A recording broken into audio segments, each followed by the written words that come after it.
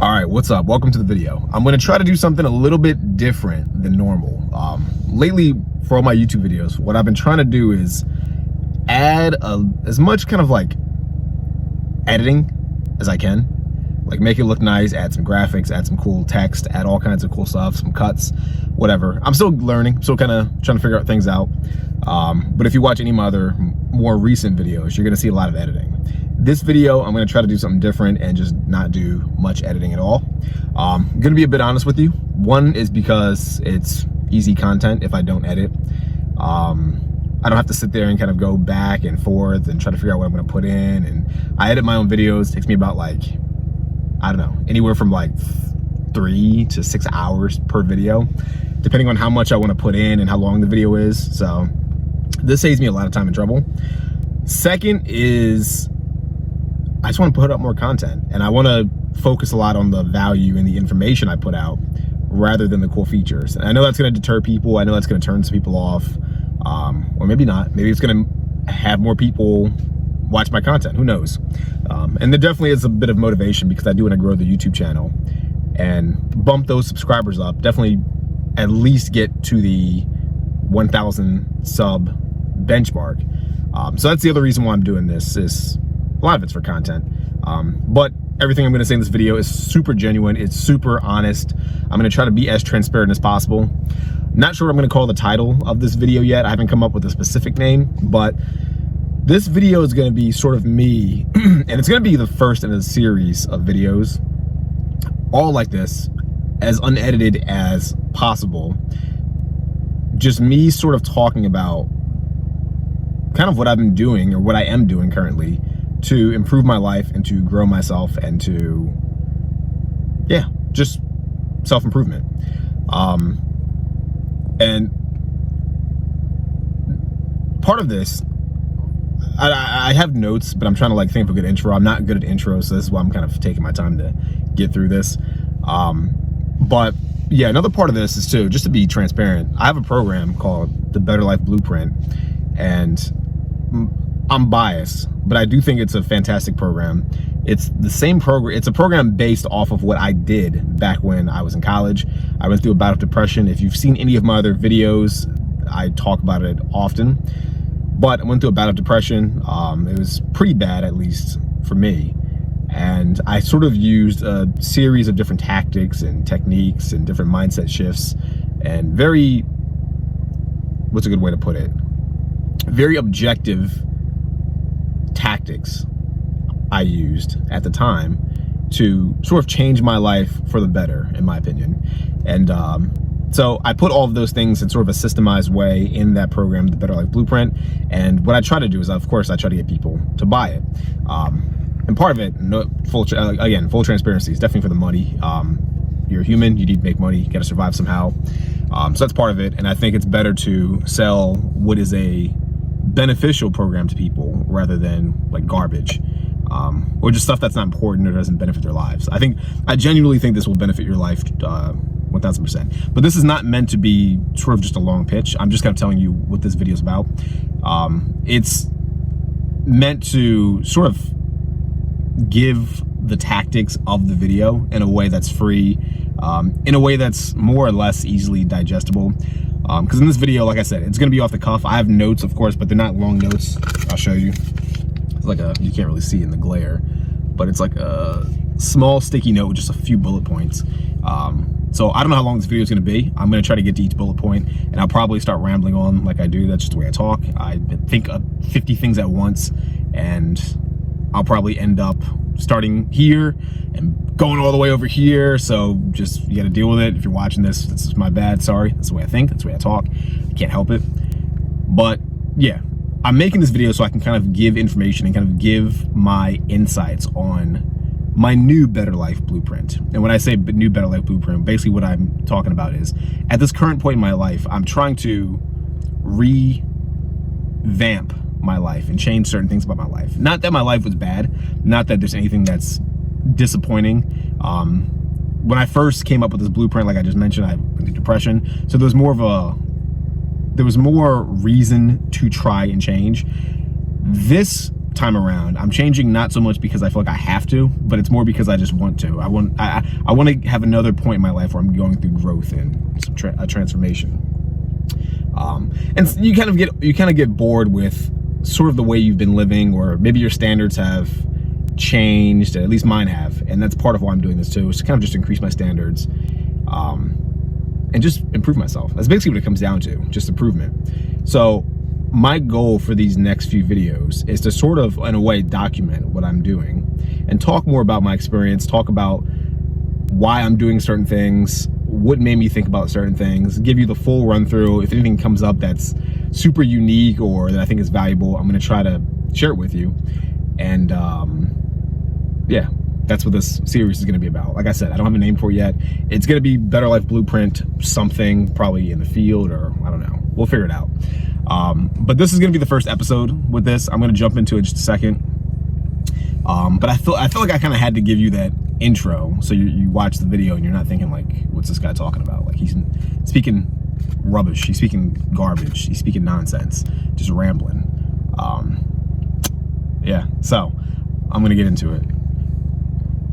So let me see.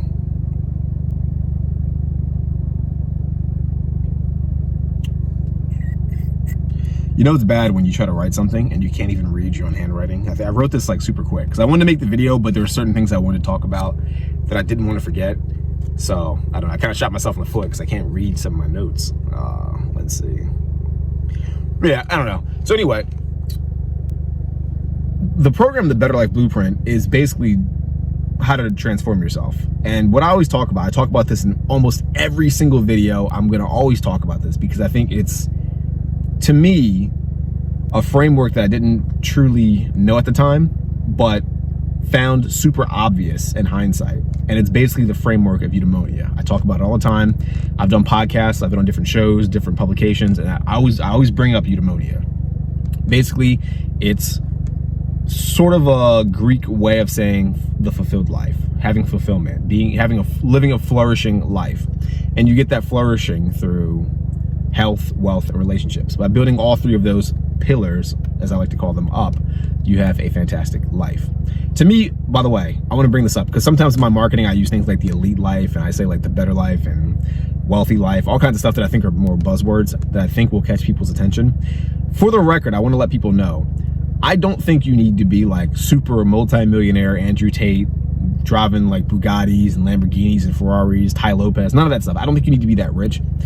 I do think people should strive to have higher standards for themselves, but I think the idea of having to have all these boats and stuff is not necessary. I'm not saying you shouldn't try to do it. I'm not saying it's bad to want to do it, but I am saying that it's not needed in one's life to live a great life. I personally think you can live a fantastic life just maybe living in a small town with a handful of loved ones, being in good shape so you're not sick all the time, and having enough money where you're not stressed out. To me, that's an elite lifestyle. That's an elite lifestyle.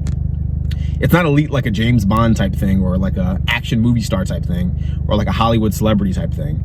But it's elite in the sense that you are superior in where you are in life relative to the average person. Because the average person struggles.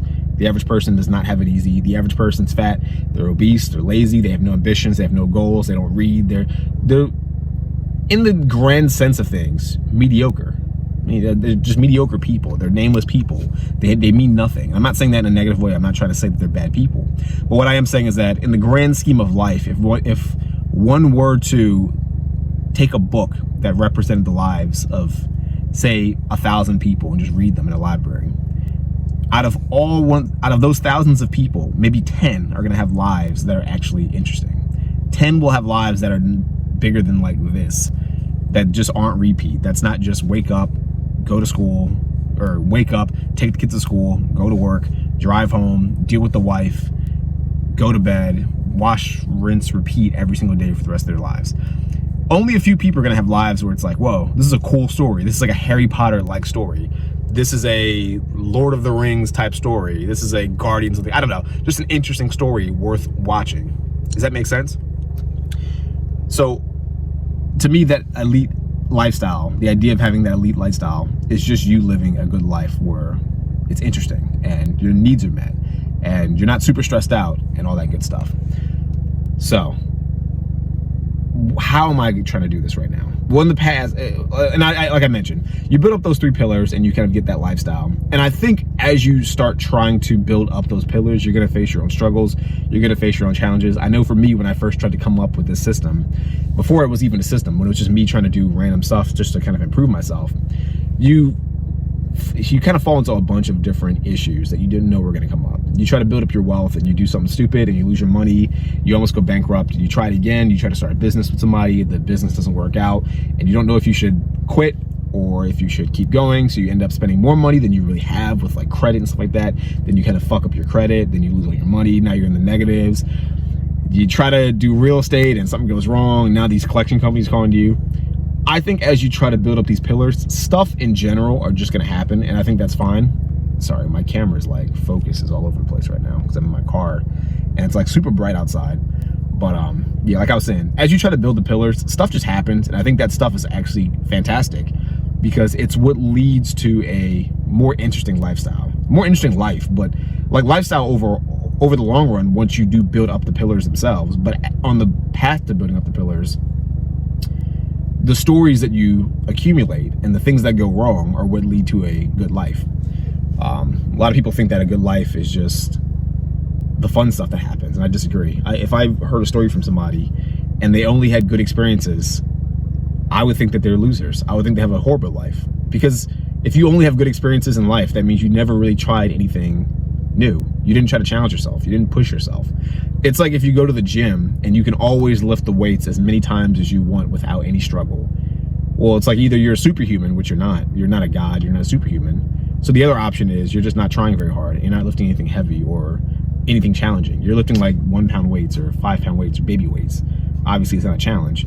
So that's the way I see life. When I hear people say, oh, my life is super fantastic all the time and I never have anything bad go happen and I'm always perfect, it's like, okay, so you're a loser is what you're saying. It's code word for I'm a loser because I don't try anything new. I have no goals or ambitions, and so I'm always staying safe in my comfort zone. You don't want to do that. So building up the pillars will kind of force you outside of your comfort zone, because by default you have to do things that you haven't done before in order to grow, right?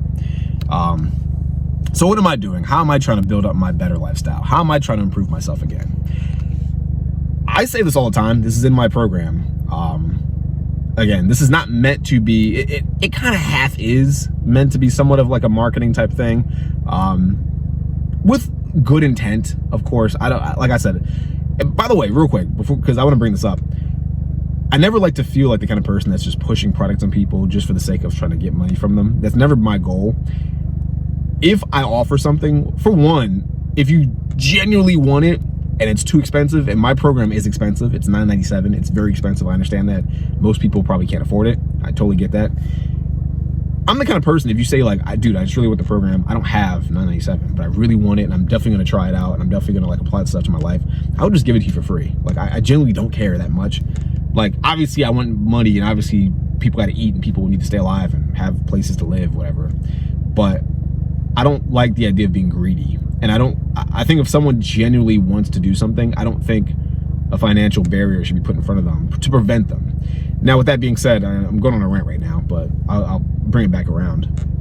With that being said, I have learned over the past decade plus, trying business stuff out, having a business, all kinds of stuff, helping other people with their businesses, I have learned that when you give people things for free and you don't charge them enough money, people don't take it seriously, and it's just human nature. It's like, I could give you the formula for making, say, like 10K a month today, right now, for free. It'd be a small booklet, like a pamphlet, or one piece of paper with all the instructions step by step, proven, documented, links so you can watch a video of someone talking more about it in detail, whatever. I can give that to you, and if you're not the kind of person that most people are going to see it and they're not going to truly value it because they didn't have to pay for it. They didn't have to give anything up, so they have no skin in the game. And because they have no skin in the game, they don't apply anything into their lives. They don't, so they never actually grow. So by not charging, you actually do them a disservice because they don't do anything about it. Which is why I charge $9.87, because $9.87 is enough where if you can afford it, you're the kind of person that wants to grow and you will take it seriously. Even if you were like a millionaire, you probably don't want to just give up $1,000 for nothing. You're going to take it seriously. And if you were the kind of person that could barely afford it and you had to struggle and scrape by to get it, you're gonna really take it seriously, because it's $1,000 and you had to try hard to get it. And I know this from personal experience of being someone who's been super broke, super hardcore in the negatives, with no money at all, just in massive debt, and trying their best to save money for a program or for a seminar or for something. You take it a lot more seriously when you have to pay for it. That's why there's millions of YouTube videos out there all for free, and people still don't grow and they still don't develop, because the videos are free. So there's no real skin in the game. They can watch content endlessly and they probably won't grow, most people, because there's no pressure for them to grow. They haven't given up anything, and so they can't get anything in return. You have to usually, I have a video called The Law of Equivalent Exchange, and I truly think in life you have to give things to get things, and the more things you get, the more things you give, the more you're able to get. And I think the reverse is true. If you're always just getting things, eventually something will be taken from you by force. Does that make sense? And that's a whole philosophical rabbit hole we can go down in a different video, and maybe I will in a different video, or maybe this video, who knows. But yeah, I wanted to kind of bring that up about the whole pricing thing. And then the final thing I was going to bring up about the pricing thing, on my website, I use Gumroad to host most of my programs because it's just easier for me. I think it's a good platform. It's a free platform for people to use. If you want to sell something on there, I'm not sponsored, but I recommend it. It's super easy to use. It's super straightforward. They have a lot of cool features that most digital platforms like Kajabi and Teachable, that they also have, but you have to pay for those programs. Gumroad does it for free, so I recommend it.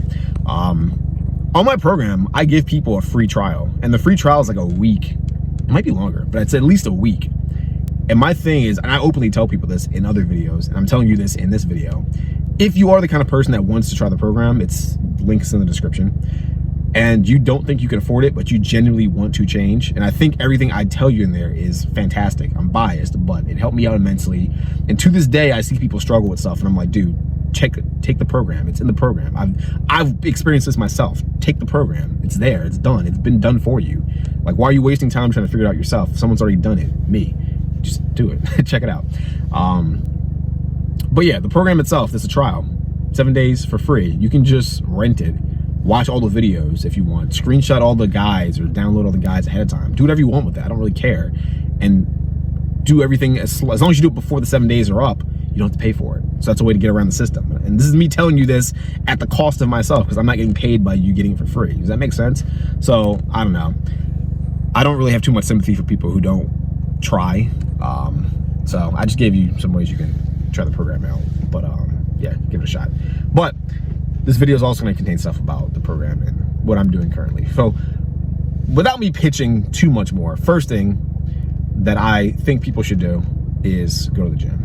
And that's what I'm doing now. When right now, and I don't have any footage.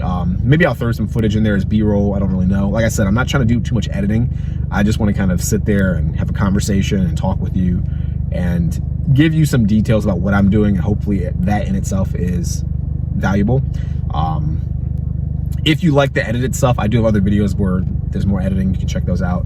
This is just me kind of giving the information like off the dome, off the riff. Yeah. First thing, I like to go to the gym. I'm truly one of those people that thinks that the way you present yourself determines how people perceive you. Like, if you're the kind of dude that goes to a room and you're fat as fuck, and I don't have anything against fat people. I'm not the kind of person that's gonna sit there and talk shit about fat people. Like, obviously you make a joke here and there, as you would with anyone or anything. But I'm not the kind of person that's gonna sit there and like, I hear this all the time, sometimes in different YouTube videos, especially like the Manosphere. They're like, oh yeah, if my boy is fat, I'll call him out on it. I'm not that kind of guy. If you're fat, I might offer help. I might be like, hey, you know, want to lift with me one day? Or, you know, are you cool? How do you feel? Like, I'll ask and I'll be polite and I'll be respectful. I'm not the kind of person that's going to put you down or shame you or talk shit, you know, to you just because you're a dude or whatever. And I'm not going to make fun of you because you're a girl. I don't do all that stuff. I think that's you. It's not me. But if a person is fat, for example, let's say they walk into a room, they're fat, super out of shape, they look sloppy, people will just perceive them negatively by default. Or they will, if it's not super negative, it's more negative than they would have been perceived had they been attractive. I'm sure you've seen videos on YouTube or Instagram or whatever, TikTok, where you see a dude who's overweight. Or maybe you haven't, but hopefully you will have. I imagine you would have if you're trying to improve at all. Some of those fitness videos may have come up, where the dude's like overweight and he shows his before and then he shows his after. And the after, he just looks stunning. Like, he looks way better. Girls, I've seen some of girls too, where the girl's like super overweight. And as a guy even, you sit there and you're like, oh, she's kind of like sloppy. Like, you just get bad feelings about her. And I think, and this to me doesn't seem like it shouldn't be controversial. Some people might think it is, but as a guy, how often have you seen a girl that's like fat and you just think negative things about her? Like, she might smell bad. She might just be like unpleasant to be around, not because of her personality, but because of maybe, I don't know, just like the way she dresses, the way her clothes look on her body shape is weird.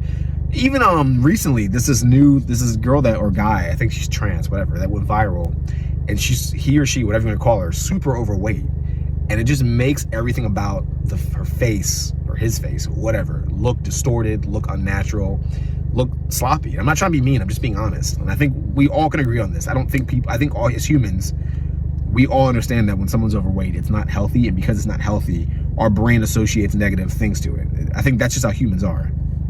So I don't want people to be like, oh, he's being mean, he's fat shaming, whatever. I'm not fat shaming, I'm just being honest. We all get this. Had that person who's overweight been even thin, just not even like muscular, just thin, had they been thinner, I think we can all agree that we would treat them with a little bit more respect, and we would have a certain level of, what's the word I'm looking for? Our perception of them would just be higher by default. Like, this is to me like, you think about like being in shape versus being overweight. Think about celebrities. It just stuns me when people do this. Think about celebrities that you know. The better shape the celebrity's in, the more we respect the celebrity and have good opinions about them. For example, think about like Dwayne Johnson. Dwayne Johnson is one of the most loved celebrities out there. He's also huge, like not huge, just like tall, but jacked. He's also a very in shape guy. And some might say, well, he's just a super nice guy because of his personality. Fair enough, but there's been plenty of fat celebrities out there who have great personalities and they don't get the same level of admiration or respect as Dwayne Johnson does. Him being his size, muscularly, attributes to him being respected that way. And this is how humans are. This is how humans are. So what I've been trying to do is get back in shape, and I'm gonna, like I said, I'm gonna be a little bit more transparent in this video. But I was in decent shape for a while, for a few years. Like I said, in college, when I went through this program the first time, when I first discovered these things for myself, got in pretty good shape. I think I got down to about like 10, 11-ish% body fat. There's actually photos I look back at because my face is a bit chubby now. I think it's still got a good shape, but I can tell at least that it's a bit chubby. My cheeks definitely are a little bit puffier, and the shape of my face is not as angular as it has been in the past, which is fine because I'm actively trying to gain weight. But there were some photos of mine where like I was leaner, and you could see like my shoulders, you can see like the muscle of like my shoulders, and it kind of looked nice. The jawline was a lot more there. So I'm looking forward to the day where I get to go back to that. But when I first moved to Virginia, like several years ago, I was about like 11% body fat. Felt amazing, felt fantastic. And over the years, sort of gained a lot of weight. Not a lot, I shouldn't say a lot of weight. It's not like I got fat. I gained a bit of weight. And the reason why I gained a bit of weight, this is just my personal belief. This is me trying to be like introspective and think about why I gained weight, because I was still working out the entire time. I never stopped working out until one point in time, which I'm going to tell you in a second. But I had been working out consistently, and I was still gaining weight, and I didn't know why. And I went to I kind of realized, and this is probably going to sound stupid, but whenever I'd go out to the bar and I would drink a decent amount, not like a ton, but a decent amount. And some people might think that drinking makes you gain weight. It doesn't. Not that I found. It doesn't make you gain weight. If you're drinking like 20 beers a day, sure, it'll make you gain weight because you're just drinking empty calories with no nutrition. Fair enough. I don't drink beer really.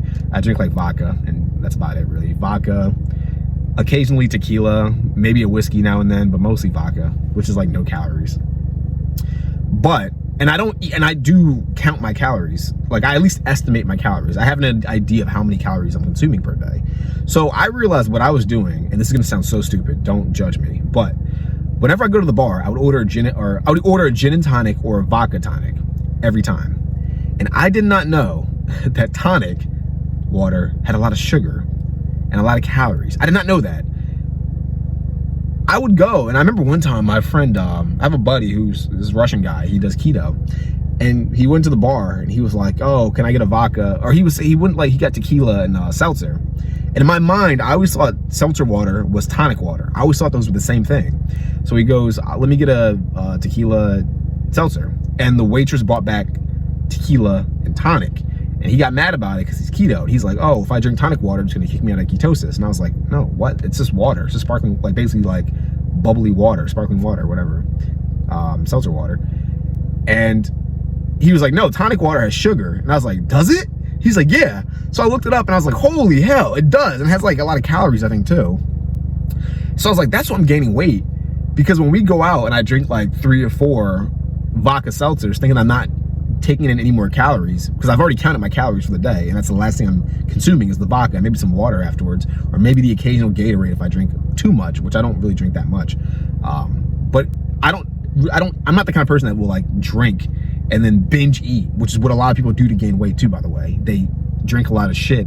They drink like alcohol, and even they drink like vodka or whiskey or something that's not like super high in calories or sugar. What they do is they go to McDonald's afterwards, or Sheetz, or they go to Wawa, or they go to like all these like fast food places with like horrible foods, and then they consume like 2,000 calories or 1,000 calories, all these snacks. Or sometimes you get people that drink and they smoke weed, so they get the munchies afterwards. And that's what causes them to gain weight, not the actual alcohol. I didn't do that. But the gin and tonics and the vodka tonics were just adding up in calories, and that's why I was getting a bit weight. Now, like I'm saying, like I said, I wasn't fat. I wasn't getting fat, but I can tell that my abs were going away, and I can tell that I wasn't as lean as I'd like to be. So that happened. And then after a while, like most of last year, I kept having these like weird like pains. And they were like, sort of like, there were pains and not like the, it wasn't like extreme excruciating pain. It was just discomfort. And I would get them like in my lower stomach. Like if you've ever been kicked in the balls, you've probably experienced that feeling. To me, the discomfort I felt was almost like getting kicked in the balls. Not like painful, not like as painful, but it was like that slight like pressure in your lower stomach that I kept feeling. So I would get that often. And by often, I mean like I'd get like here and there every once, you know, here and there like once every 3 weeks, or maybe twice a week, like every 3 weeks, or, you know, whatever, something like that. Not like super frequently, but frequently enough where you notice it and you don't know what's causing it. And so eventually I got worried because I was like, why do I feel like this? And I remember one time, like, you know, not to give too much information, but I was with like a girl, and then she left, and I was checking things out, and like randomly, not like intensely trying to check things out, but I was kind of like feeling around down there, if you know what I mean. And I thought I felt a lump, so I got scared, and I was like, holy shit, do I have like cancer or something? Like, what the hell's going on? So I took all these tests for like the entire year, and it made me super nervous, super paranoid, and I didn't want to work out, and it just killed my motivation, which is a bad excuse, I guess. I could have still gone. I wasn't like, I wasn't injured. I was talking too fast. I wasn't injured, but I just felt like shit. Like mentally felt like shit. So I didn't work out. And I ended up getting like super thin. And it got to the point where like people noticed. People were like, dude, you okay? Like, you're getting kind of thin. And I was like, in my head, I'm like, I might have cancer. I don't know if I'm fucking okay. But you don't tell anyone that. You don't sit there and go like, oh yeah, man, I have like cancer. So because this is like awkward conversation, and I don't know, I'm not the kind of person that like seeks pity. If something were wrong with me, I probably wouldn't tell anyone. I would let nature run its course, or I would try to deal with it myself. Or people who are close to me, maybe I'd tell. Like when this happened, I did tell my parents, but that was it. And I told like one friend, and that was it too. So up until this video, 3 people knew. So now if you're watching this, you're gonna be the 4th or 5th or whoever. But yeah, thought I had cancer. Got a bunch of tests, spent a bunch of money that I did not need to spend. Frankly, that I didn't have to spend because it just added up so much. It was kind of annoying. I had other expenses that needed to get paid. So, but kept spending money and found out eventually that it was not cancer, luckily. I forget exactly what it's called, but apparently in men's testicles, sometimes there's like a little node that can occasionally form. Apparently it's super common. I had no idea, I never heard of this. I wish I could remember the name off the top of my head. I think it starts like a V. I don't remember what it's called. But yeah, went to a bunch of doctors, and which is also unpleasant. The test that they do to your balls is very unpleasant. And the machines, they don't feel comfortable. Went to the doctor, they were like, yeah, it's harmless, you know, it goes away. Sometimes if you're like your underwear is too tight, or if you have like, you know, in men it's apparently pretty common, but sometimes you have just like underwear that's too tight around your testicles and whatever. It might feel weird. Maybe that's what it is. It's nothing serious. I got like a bunch of different tests, and they all came back like negative. No STDs, nothing like that, because I thought it might be STDs too or something. I don't know. All good. But to kind of get to where the point that I'm trying to make is, I lost a bunch of weight.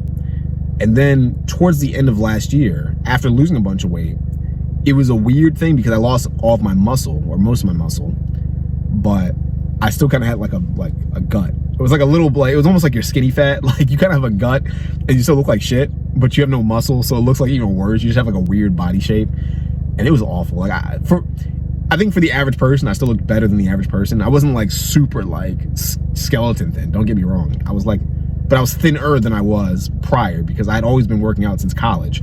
So it became visible for people. They were like, dude, you're getting thin. Like, you look terrible. Are you okay?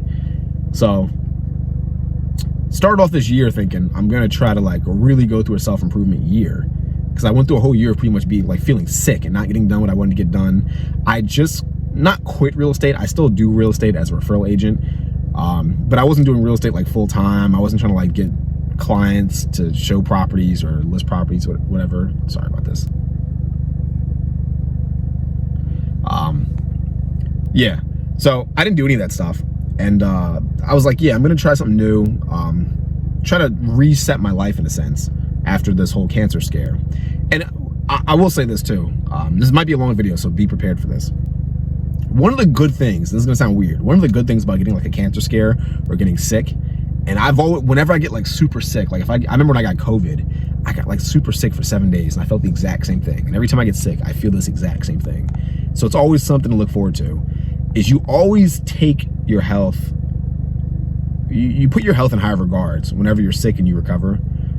And I think if you're mindful of this, it can really help you make like some insane changes to your lifestyle or to your habits. When I realized that I did not have cancer, I was so happy. And the only thing that came to mind was, I got to eat better, I got to sleep better, I got to take better care of my body. And so this is kind of leading to the first thing I'm doing now. I've been going to the gym trying to gain weight, trying to get in better shape. Part of that is, and I'm going to say this, and you might think this is crazy, but I think this works amazingly. I've almost been trying to like hypnotize myself to want self-improvement more than like anything else, like hardcore self-improvement. And what I do on my phone, I can't show you right now. Maybe I'll take screenshots and put it in the video, maybe, because I'm not trying to edit too much. But what I do is, on each of my screens on my iPhone, there's a little like gallery that auto plays. And in the gallery, I only put things that I want out of life. So I put like cars that I want, houses that I want.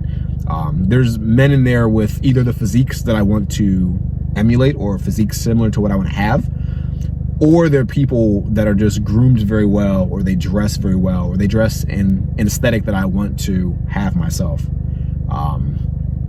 And then there's girls in there too, which my girlfriend gets upset about.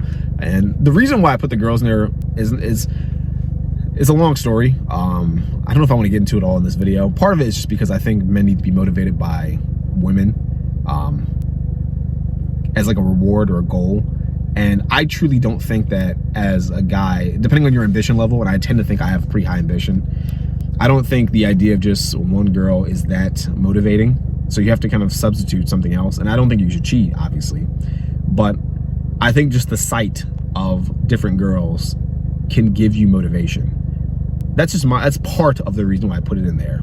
Just the idea of other girls it gives you motivation. It's kind of like when you're trying to like do game or pickup or something like that, and you're going out and meeting a bunch of girls, and maybe something works and you pull something off and you get with the girl, you just kind of get more motivated to try more. Have you experienced that, where like maybe you were like a virgin and part of you thought, oh, once I get the girl, this feeling of wanting to hook up with the chick's gonna go away. And then you hook up with the chick and you're like, no, I just want to do that a lot more now. It doesn't go away, it gets only stronger. Like, I feel like Dan Bilzerian had an interview where he said, like, women is like the pursuit of women is a black hole. You think it'll go away and you think you can fill that hole, but it always keeps getting bigger and bigger and you never truly fill it. And I think that's 1000% true. So I think that in order for you to substitute that feeling, maybe chasing girls is not the best option, because it is a bit of a black hole and it is a bit of a waste of time, and it does lead to you draining your finances, draining your time, draining your energy. It's not good. But I think the sight of them, or putting some kind of image of women in your vicinity, can still give you a similar effect and give you similar motivation and kind of keep that drive up. Does that make sense? So that's part of why I do it. It's not the only reason why I do it, but that's the main reason why I do it. But yeah, start working on my health, getting back to the health thing. Like I said, I ramble and I rant, I go all over the place. So you gotta stick with me and keep up with me. Bear with me. And yeah, sorry about the, I'm using my iPhone right now, so hopefully you can hear me okay. I'm trying to like hold it up on my steering wheel in my car.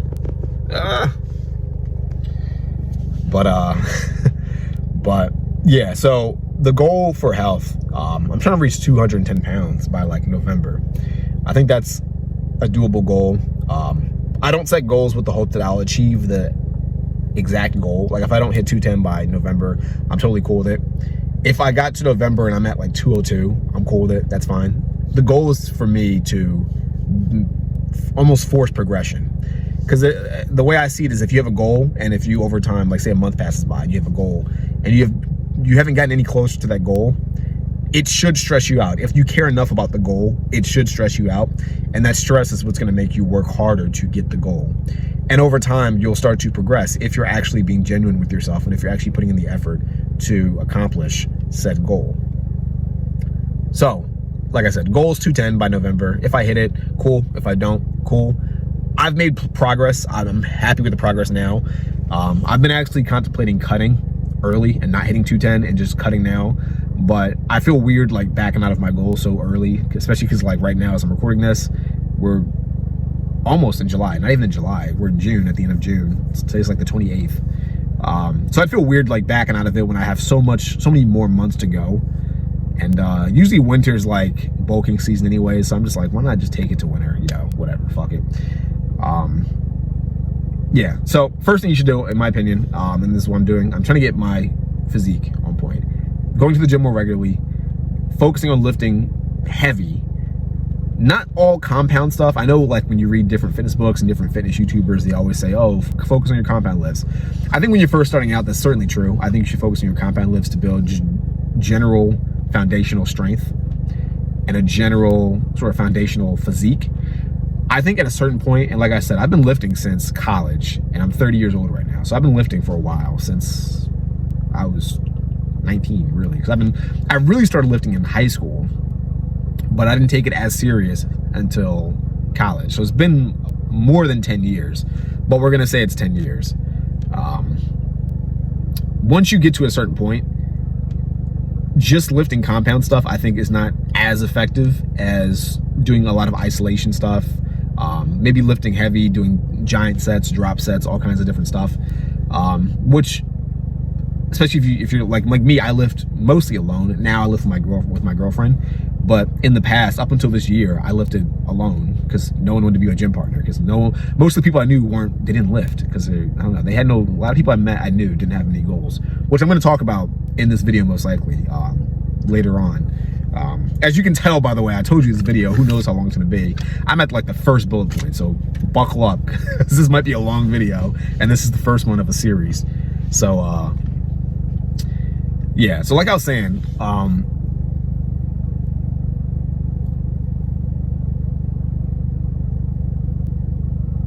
I think isolation exercises, I think work very well when you reach a certain point. I think at any point they work well. I don't think you have to stick with compound movements. I just think they're good for building foundational strength. I don't think you need them. I'm certainly not doing them, and I've gotten great results so far. So that's just sort of my 2 cents on that topic. And I always tell people, by the way, because this is what I kind of thought when I first started working out, my mindset was, how long until I see results? Because you get really impatient and you want to see results ASAP. And the reality, this is just what I've come to find. You might disagree. It might be a little bit different for you. What I have found is that you should try to stick with a new routine for at least 12 weeks. So that's about, what, 4 months or 3 months. The first 2 months, I'll say the first month, you're not gonna see anything change. You probably won't see any changes at all, really, like realistically speaking, depending on like where your level of expertise is as far as working out is, until like month 4 or month 5. But by month 3-ish, 4-ish, depending on the person, in my personal experience, and I've seen this happen to other people, and it's been consistent, that is about the time when people will start seeing results in you. And usually when they start seeing those results in you, that is a motivational boost. That will help you work out more. Because even if you can't see it, other people can see it in you. And I think when other people affirm what you're doing, that's kind of what motivates people. That's one thing that motivates people, at least. So if you're watching this right now and you want to like work out and you aren't sure how long it's gonna take, or you're not being diligent, or you're just impatient, stick it out for like 3 months. Stick it out for like max 4 months. And in 4 months, if you don't get one person that compliments you, maybe you're just doing something wrong. Maybe your routine sucks. Maybe you're not putting in enough effort. Something might be wrong, but you should have someone compliment you in about 3 to 4 months and genuinely be like it could be a stranger and they'll be like, dude, you look good. You look good. Like, I can see changes in you. And that will boost crazy, and that'll make you out so much more. So stick with it for about 3 to 4 months. Now, I've been doing this new routine since, I told you, since really November-ish, kind of like late November-ish, early December. So it's been about 6-ish, 7-ish months, depending on how you want to count it. When I first started out, I was about 172, 173. I'm a little under 6 feet, and now I'm at 195-ish, 195 to 196-ish, so I'm almost at 200 pounds. And I actually think it's been good. I see the body fat, because you will gain body fat. If you're going through a bulk, unless you have like unless your genetics kind of keep you from gaining weight easily, which some people have, you're gonna gain some body fat. That's just part of the game. So don't be afraid of the body fat. Allow the body fat to happen. This is why people bulk during the winter, by the way, because during the winter, it's easier to not go out and be seen, so you can kind of make that transformation in private. Or you can be wearing, like, you'll probably be wearing layers in the winter time, so people wear like hoodies and jackets and all kinds of stuff. So it's harder to tell if you're fat or gaining weight. I'm not saying get fat, but you will gain weight if you're doing a bulk, if you're doing a good bulk.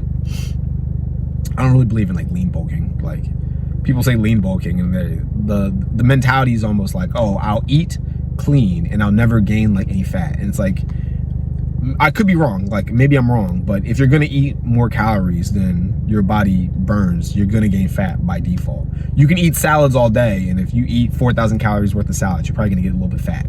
Just my opinion.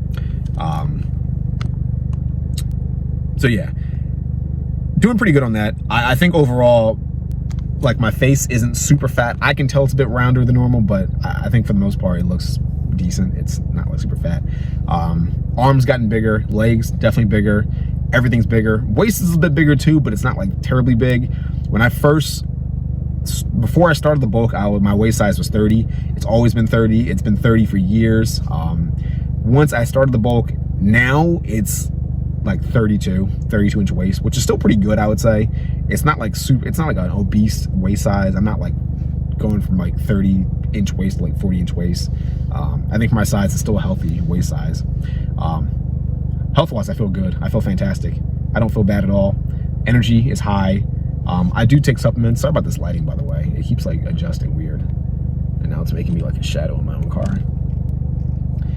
I do take supplements. A lot of vitamin D when I can. I don't take them every day because I just forget sometimes. I do take a lot of vitamin D though. I usually take about, I think every pill I have is 2,000, whatever the way they measure it is. It's like 2,000, whatever it is. I take about 5 or 6. I think it's recommended that you take like 2. I take 6 because I think, one, African Americans, I think, get less vitamin D than they should be getting. 2, I personally, and I've experimented with this in the past, I think the more up to an extent, the more vitamin D you get, the better. I personally have found when I take like 5 or 6 pills of vitamin D, At about 2,000, whatever the measurement is, I feel really good. If I take 1 or 2, I don't feel much different. If I take too many, I start feeling a little bit weird. I think because there's some toxicity that you get from taking vitamin D.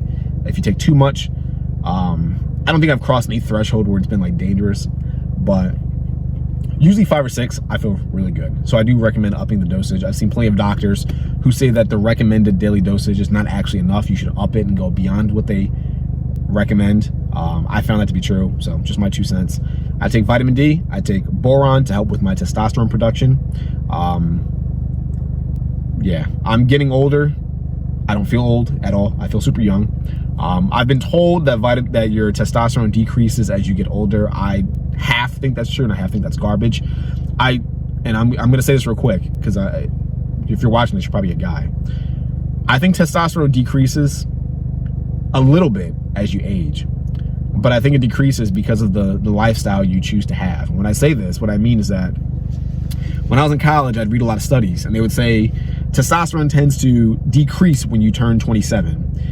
What I've also found is that when people turn 27, specifically men, they start to get in serious relationships. And when men tend to get in serious relationships, this is just my personal opinion, this isn't meant to be sexist or meant to be derogatory, women try to prevent the men from doing things that make men men.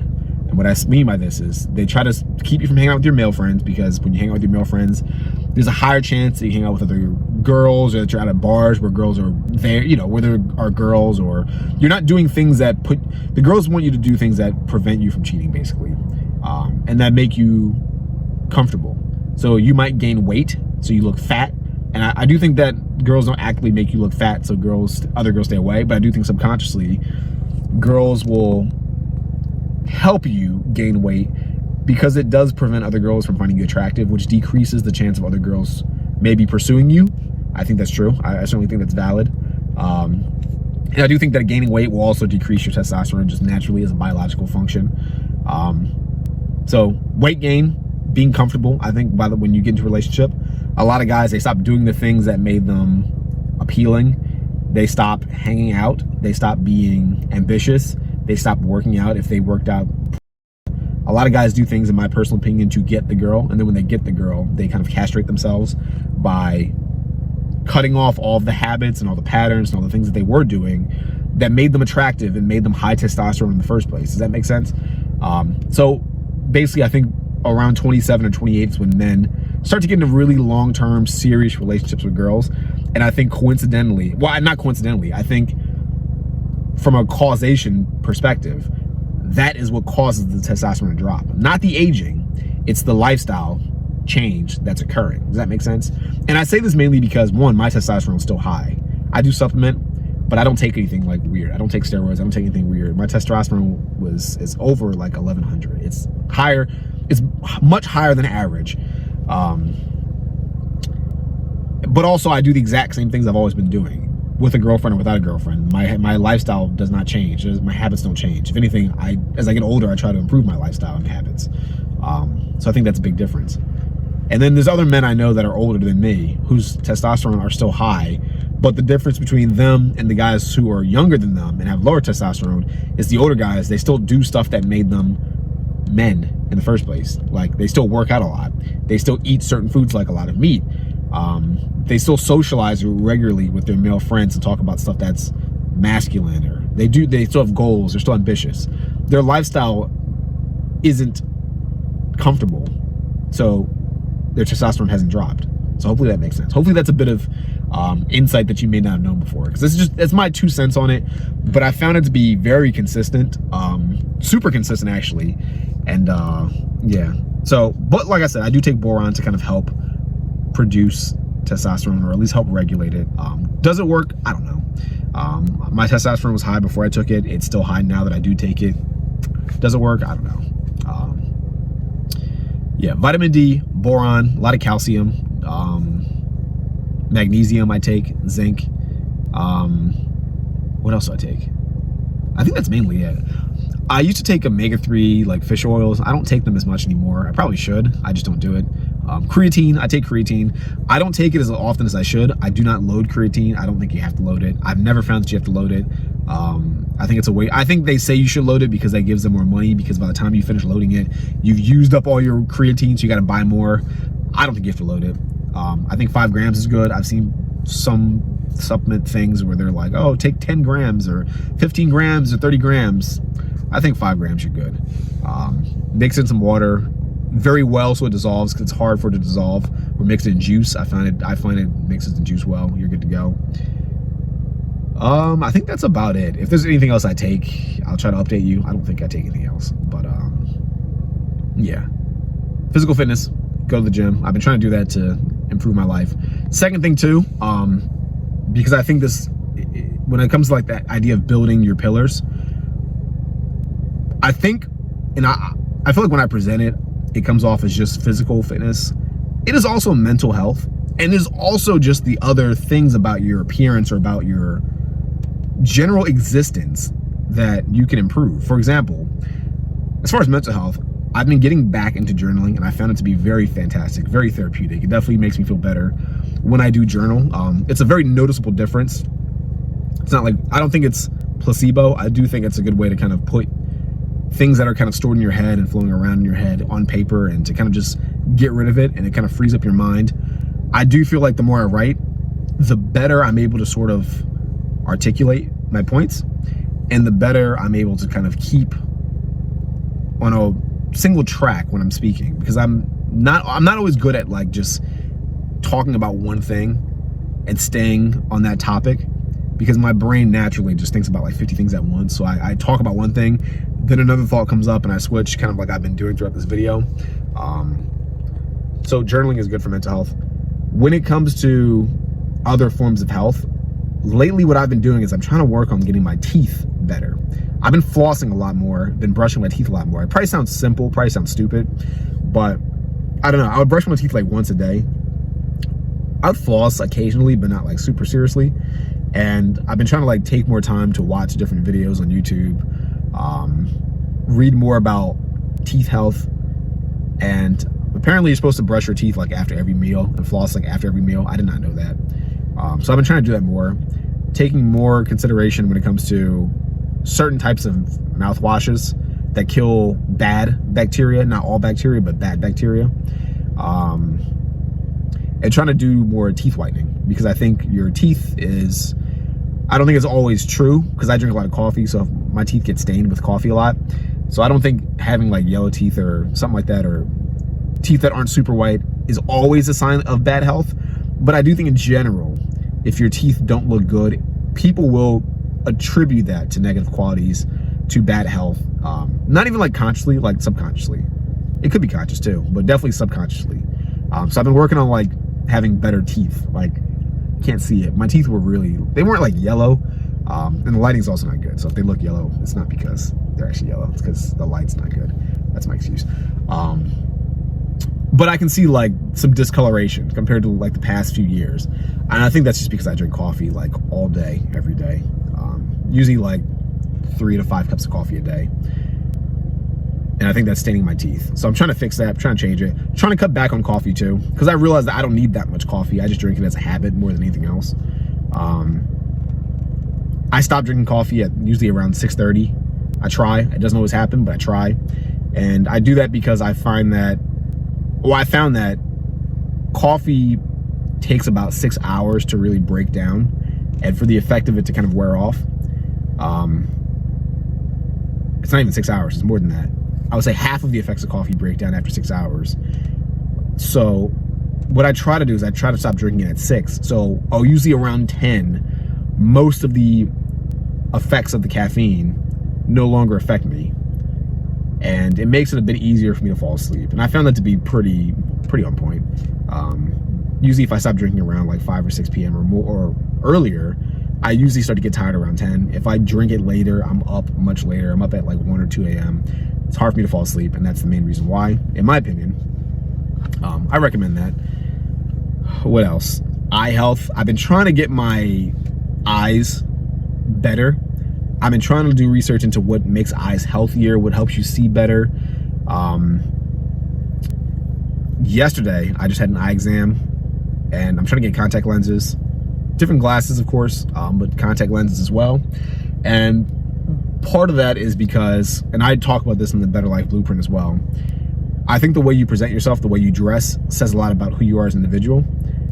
I think at some situations, glasses can make one look intelligent. I think you can use that to your advantage if you wear glasses, or not. I think you can frame those non-prescription glasses too if you want to, and look sophisticated or intelligent.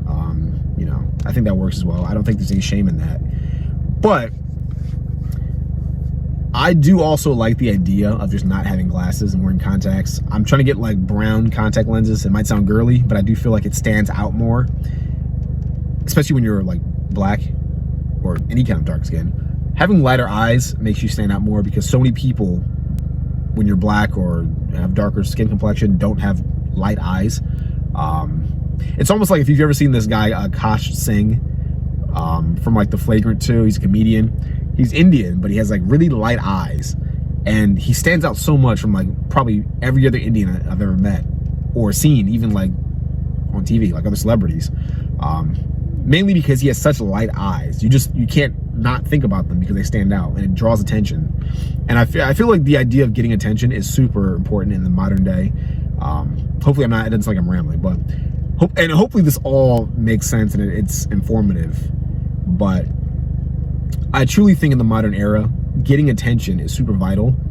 And I think there's two routes to go. I'm kind of going on a tangent, but I think there's two routes to go.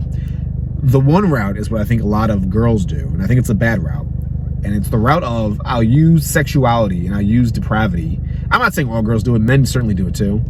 But I'm saying it because the first thing that came to mind when I thought about negative attention was OnlyFans. And OnlyFans girls do that. They use depravity, they use sexuality, low value, low quality things to get attention. Just showing their ass on Instagram, showing titties, just using sexuality. It's low value. They do that to get attention, and it'll work in the short run, in my opinion, but I think it'll hurt you in the long run. If your whole brand is based solely off of your titties and off of your ass, then you've put yourself into a box where no one will take you seriously, and the only thing people will want from you is ass and titties. It's like Mia Khalifa. Mia Khalifa, I think most people, maybe women do, you know, but most people, I think, with a brain, don't take her seriously. There's nothing she can say that I think people are willing to listen to. She can't give advice. She can only do porn-related activities. She can only do OnlyFans or strip, in my opinion. And that's also a very short-lived career, because eventually she's going to get older and no one's going to want to see her naked, or no one's going to want to associate her with sex. So that won't even last that long. But that's an example of negative attention. And I think positive attention is when you are someone who says things of value, who is just a valuable individual, or what's a good way to put this? I'm trying to think of a good way to put this. Your character is attractive in a sense, and that's what gives you attention. It's almost like when you see someone walk into a room and they're very well dressed and they have like a nice suit, you automatically just give them a little bit of your attention. You look at them and you at least think to yourself, who is that guy? It might be quick. It might not be like super overt that this thought comes to your mind. Like it might be like a quick, like, oh, that guy's got a cool suit. Or why's that guy wearing a suit? Something like that. But at least he got your attention. And I think getting that attention in that more positive way is great. And I think it's almost necessary in the modern era. So that's kind of why I'm getting the contact lenses. So I can stand out more. And I think overall, not having the glasses sometimes will allow me to wear like sunglasses. It'll improve my appearance when it comes to the way I dress. And overall, that'll lead to me getting more high quality attention, which will lead to high quality relationships, which I think will lead to a high quality life. Does that make sense? So that's mainly why I'm doing that. Let me see real quick, because I think at this point the video's been about an hour, and I do want to make this into a series. I'm trying to kind of get out the main things that I wanted to talk about when it comes to improving and give you guys like updates. So I'm trying to like recall a lot of stuff that I've been doing so far, which is months worth, and I'm trying to condense it into like the short video. And then in the future, when I do the next one, just talk about like the past week or the past day or whatever has recently happened. But let me see if there's anything specific that I really wanted to bring up. That's about it. I would say the other thing that I wanted to talk about real quick when it comes to self-improvement And what I'm trying to do in this whole Better Life Blueprint 2.0 that I'm living out right now is money. Money's a big thing. Mainly because, and this is like, at this current point in time, I will say this. I don't want to go actually in the next video, I'll go deeper into it. But I will say I'm trying to make more money for myself, mainly because I do have some debts that I want to pay off. Which they're not too bad. They're manageable, certainly manageable. And I do well with money currently. But I will say the other part of it is because I'm trying to build a business that's not, how do I say this? It doesn't rely on my geography.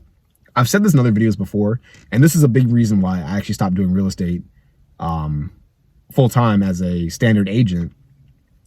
But I think in the very, very near future, your best option, your best bet for having a high quality life, for having a fantastic life, is to basically check 2 boxes.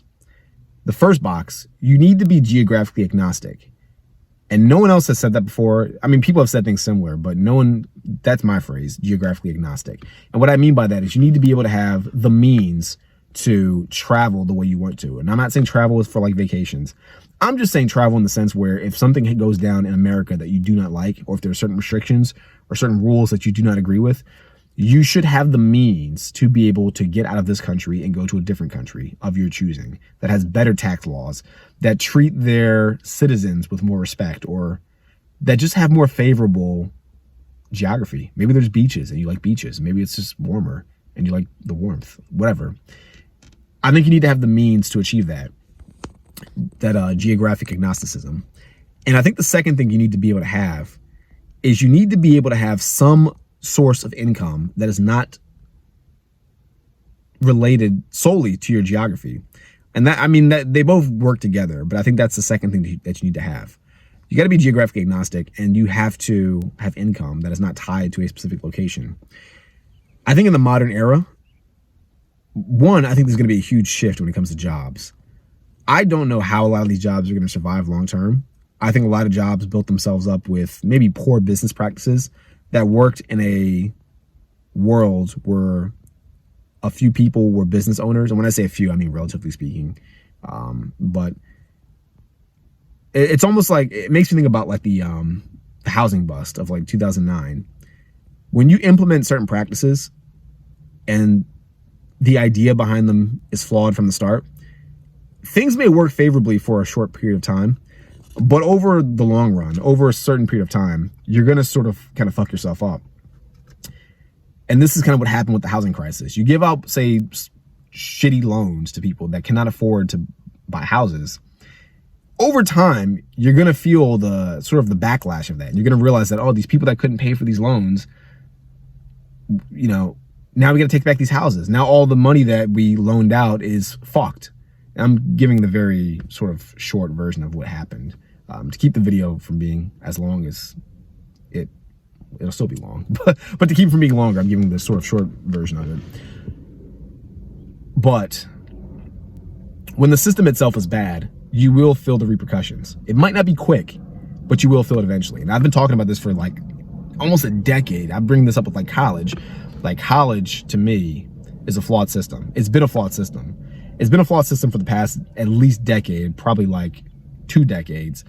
And I think now is that point where you're finally starting to see the repercussions. You're finally starting to see the effect of it catch up to us. And it sucks because it's affecting a generation that really had little to do with it, if anything to do with it at all. But I think businesses are in that same boat, where a lot of businesses were run on really shitty practices, really shitty structures. The business owners aren't good business owners. They're not good leaders of people. They have horrible practices. And I think that's starting to unravel in a sense. And I think as citizens, we're going to start feeling that. So I think when it comes to helping your family, when it comes to making money, the best thing for you to do is build a brand. And the best thing for you to do is really try to build your own type of business, something that you control on your own. I don't think you need to be Jeff Bezos. You don't need to be Elon Musk. You don't need to be Grant Cardone or Iman Gadzhi or any of these other influencers out here that have like millions and millions of dollars. I've explained that in the beginning of the video. I don't think you need to be like rich, but I do think you need to be, relatively speaking, when it comes to your finances, self-sufficient. Does that make sense? And I think building a brand, being able to make money digitally and not just stay in some office making money as a job, I think is probably your best bet. So that's also what I've been working on as well. And now I'm not going to get too deep into it in this video because this video is already like an hour long, and I'm sure, you know, at this point you're probably thinking I'm rambling or whatever. Let me know, by the way, if you like this style of video, if you've made it this far. First of all, you're a champ, you're a beast. Shout out to you. But if you've made it this far and you do like this style of video, please let me know in the comments. Please let me know in the comments. Like the video, but specifically really just comment and let me know so I can know to do more of these and get more value in this way. Yeah, feedback is always welcome. I'm always trying to improve my videos and tailor it toward my audience and make it more digestible for them. So if you do like it, let me know. I'll make more of these. They're easier for me to make too, by the way. And I can give, I think, more value this way rather than try to script things out and miss something and, you know, whatever. But yeah, let me know what you think about this video. I'm going to talk more in the next one about sort of the money thing and the business and kind of go through like the idea of what I'm doing for my wealth pillar and what you could be doing in your own life, why it matters, all that stuff. But yeah, until the next video, I'll be seeing you. Stay safe and keep killing it. Peace out.